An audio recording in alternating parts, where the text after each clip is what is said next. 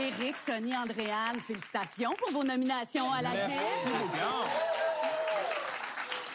On vous a réunis parce qu'on trouve que vous faites de la musique hyper rassembleuse. C'est gentil. Déjà, et que vous jouez très, très bien de la guitare. Alors, on voulait savoir si votre guitare, là, vous la traîniez partout. Ben moi, j'en ai acheté une petite, tu sais, dans l'optique de justement pouvoir l'emmener partout, même en avion. J'ai pris une qui rentre dans le compartiment à bagages en haut.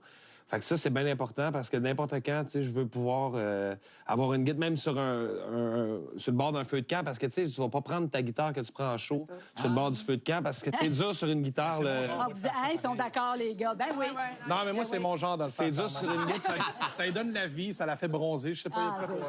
C'est ça, du vécu. Ben moi, je pense que tout bon guitariste qui se respecte doit avoir une guitare de feu de camp. Ben, je suis un mauvais guitariste qui ne se respecte pas. Correct. Aucun respect pour ma profession, aucun. Andréane, t'es d'accord? Bien, complètement. Il y a la guitare que tu laisses traîner dans le sable. Ben oui, exact. Là, elle est tout maganée. Puis il y a celle que tu en prends soin, qui a un nom. Avez-vous des noms? Non. Ah oui. Ça, non. Ça, c'est bizarre. Ça... Comment elle s'appelle, ta guitare? Ben, celle que j'ai en show présentement, c'est Sarah. Ça prend vraiment l'accent. Ben, il faut le dire en anglais parce que c'est Sarah McLachlan. Ben oui, la référence. Toi, c'est comment? Moi, il n'y a pas de nom. OK. Mais t'aimes ça. Dans vos albums respectifs en ce moment, vous avez chacun des réinterprétations de chansons. Andréane, tu disais que ça a été la bougie d'allumage qui a fait en sorte que ton album s'est créé après. Toi, c'est une chanson de Francis Cabrel. Oui, c'est la première fois que je faisais une reprise. Moi, justement, c'est important pour moi de dire que j'écris mes chansons, là, album 4. Oui, c'est ça. C'est pourquoi Francis Cabrel arrive dans mon univers. Elle m'est tombée dessus. Je l'ai pas choisie, c'est elle qui m'a choisie. C'est une chanson que j'écoutais beaucoup quand j'étais jeune. Ma mère écoutait du Francis Cabrel quand elle était enceinte de moi, fait que ça a joué beaucoup chez nous. C'est le reste du temps. Exactement, oui. Je me suis juste mis à la fredonner, je l'ai gratté un peu, elle m'est revenue en tête, puis j'ai eu l'impression qu'elle m'appartenait, fait que j'y ai volé, tout simplement. Puis ton album a découlé de ça? Exact, parce que dans le refrain, ça dit « Dans nos jardins dérangés ». J'aimais beaucoup cette image-là. Moi, je viens d'acheter une maison à la campagne, il y a des fleurs partout. Je trouvais que les jardins dérangés représentaient bien aussi l'espèce de nature sauvage qu'on a, tu sais, laisser pousser notre vraie nature comme elle a envie de pousser. Nos jardins intérieurs. Exactement. Oui. On est tous pas parfaits, on va se le dire. Ça pousse un peu croche, mais c'est souvent les mauvaises herbes qui attirent les papillons. Puis il y avait une espèce de paix avec tout ça. Puis c'est beau. ça a lancé la création des jardins dérangés. Ouais. Viens-tu d'écrire une toune là? C'est ça! Vous, les gars, vous avez fait un album live. Oui. Et donc, vous reprenez 3 chansons, aussi réinterprétez des chansons.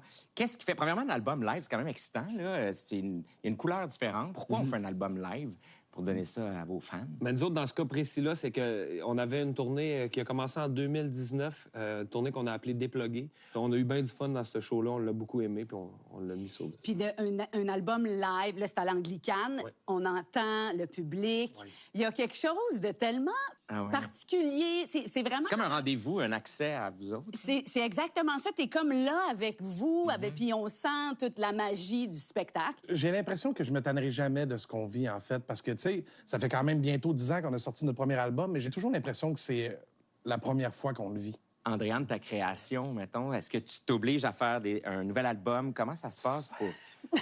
Parce que c'est pas évident de s'asseoir et faire « je vais composer un album ». Je te dirais que depuis que je m'autoproduis puis que le chapeau business prend beaucoup de place, j'ai pas le choix de me donner des rendez-vous avec la création parce que sinon, il y a tout le temps un feu à éteindre, quelque chose de plus important à faire.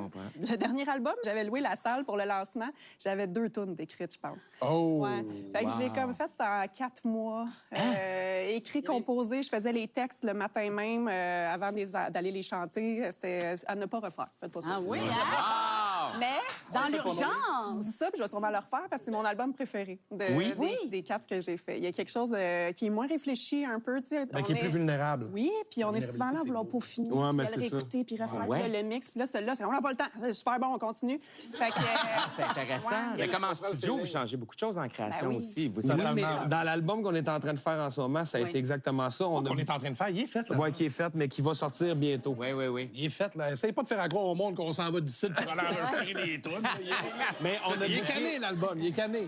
On a booké les Ça premières va-tu bien, dates. vous deux, là? Non, c'est ça. Les relations de frères, On se sépare. Non, mais moi, c'est comme ça avec mes sœurs, là. Ça m'inquiète pas du tout.